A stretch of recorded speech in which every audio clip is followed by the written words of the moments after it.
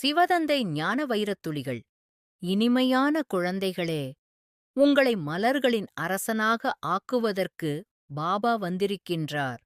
ஆகையால் விகாரங்களின் எந்த துர்நாற்றமும் இருக்கக்கூடாது. நிரந்தரமாக உள்நோக்கு முகமுடையவர்களாக இருப்பதற்கான முயற்சி செய்ய வேண்டும். உள்நோக்கு முகம் என்றால் வினாடியில் சரீரத்திலிருந்து விடுபடுவதாகும். இந்த உலகின் விஷயங்கள் முற்றிலுமாக மறந்துவிட வேண்டும். முற்றிலும் அமைதி நிலவ வேண்டும். எந்த ஓசையும் கூடாது. முற்றிலும் அமைதி நிலவ வேண்டும். எந்த ஓசையும் கூடாது. கூடவே இந்த சிருஷ்டி சக்கரத்தையும் நினைவு செய்யுங்கள். இதன் மூலம் அசுர சிந்தனைகள் அழிந்துவிடும். இந்த உலகம் மாறிக்கொண்டிருக்கிறது. இது பாரதத்திற்கான விஷயமாகும். மற்றவர்களின் விஷயத்தில் செல்லவே வேண்டாம். தந்தை மலர்கள் நிறைந்த தோட்டத்தை உருவாக்குகின்றார். சொர்க்கத்தை ஸ்தாபனை செய்யக்கூடியவர் பரம்பிதா பரமாத்மா. விகாரமற்ற உலகம் உருவாக்குவதற்காக இப்பொழுது தந்தை வந்திருக்கின்றார். நீங்கள் ஸ்ரீமத் மூலம் சிரேஷ்ட புண்ணிய ஆத்மாக்களாக ஆகிக் கொண்டிருக்கிறீர்கள். ஸ்ரீகான 108 மணி மாலை இருக்கிறது. பாபா நம்மை வெற்றி மாலையின் மணிகளாக ஆக்குகின்றார்.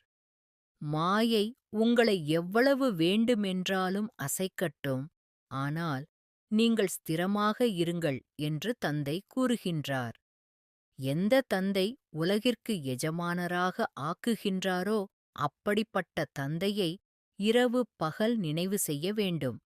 கெட்ட எண்ணங்கள் நீங்கிவிட வேண்டும். மாயையின் புயல்கள் வீழ்த்துவதற்கு அதிகம் வரும். கர்மேந்திரியங்களின் மூலம் எந்த விகர்மும் செய்யக்கூடாது. இவ்வாறு தன்னை பக்குவப்படுத்திக் கொள்ள வேண்டும்.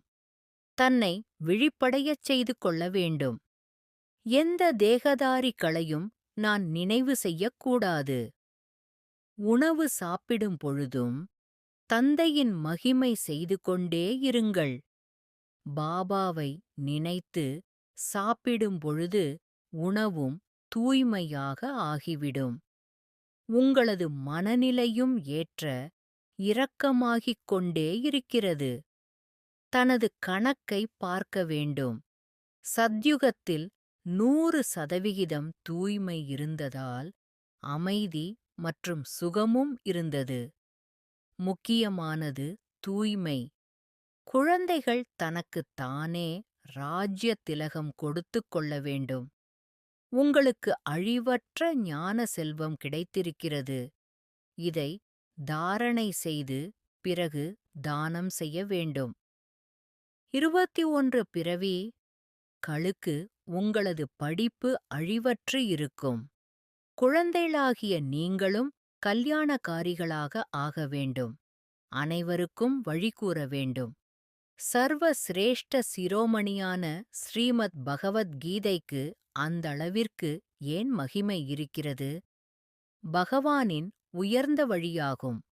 விகாரங்கள் பிரவேசமாகின்ற பொழுது ராவண குழந்தைகள் என்று கூறப்படுகிறது. நல்லது. சிவதந்தை தந்த வரதான நினைவின் பிராப்தி. மேனிஃபெஸ்டேஷன் ஆஃப் திஸ் டே.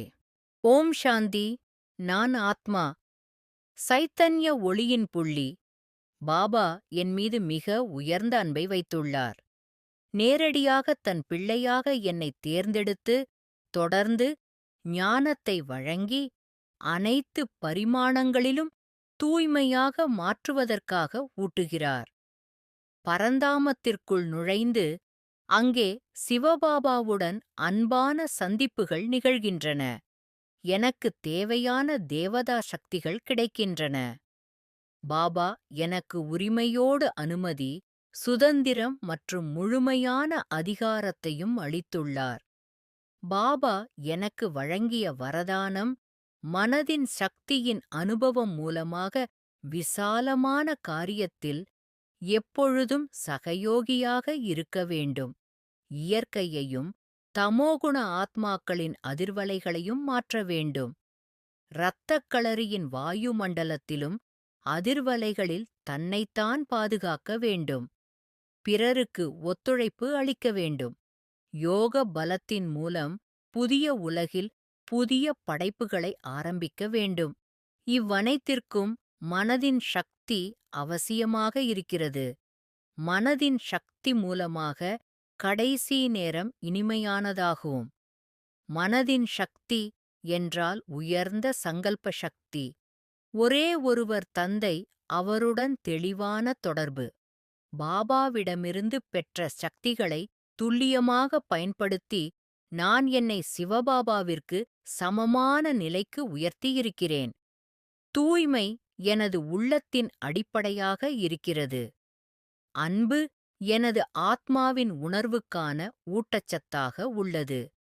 ஞானம் எனது உள்ளத்தின் ஒளியாக அனைத்து தெய்வீக குணங்களையும் வெளிக்கொணரவும் நிலை பெறவும் உதவும் கருவியாக இருக்கிறது. அந்த அடையாளத்திலிருந்து அனைத்து உயிர்களுக்கும், பஞ்சபூதங்களுக்கு, இயற்கைக்கு, அனைத்திற்கும் எனது உள்ளத்திலிருந்து தூய எண்ணங்கள், தூய உணர்வுகள், தூய சிந்தனைகள் மூலம் பகிர்கிறேன். சகோதர ஆத்மாக்களுக்கு எனது சூட்சும ஆன்மீக தோழமையால் உயர்ந்த அதிர்வலைகளை பகிர்கிறேன். இப்போது நான் முழுமையாக நிராகார ரூபம், முற்றிலும் விகாரமற்ற, முற்றிலும் அகம்பாவமற்ற, அனைத்து தெய்வீக குணங்களாலும் நிரம்பிய பரிபூரண தேவதா ஆத்மாவாக மாறியுள்ளேன். பாபாவின் வாக்கியம், நீங்கள் பாபாவின் துணைவியராய் நிரந்தர உறவுடையவராய் ஆனீர்கள் என்பது ஆத்மா என்னை நெகிழ வைக்கிறது. தந்தையின் வார்த்தைகள் உள்ளத்தில் பரவுவதால் நான் என் சுயத்தை மீண்டும் மீண்டும் உணர்கிறேன். பாபா என்னுடையவர், நான் பாபாவின் குழந்தை என்ற அனுபவம் ஆத்மா என்னில் ஒவ்வொரு நொடியும் உறுதியை உருவாக்குகிறது. நல்லது. மன்மனாபவ. தன்னை ஆத்மா என உணர்ந்து ஆத்மாவின் தந்தையான பரமாத்மாவை அன்போடு நினைவு செய்தால் ஆத்மாவில் இருக்கும் 63 ஜென்மங்களின் பாவ கர்மங்கள் அழிந்து போகின்றன. ஓம் சாந்தி.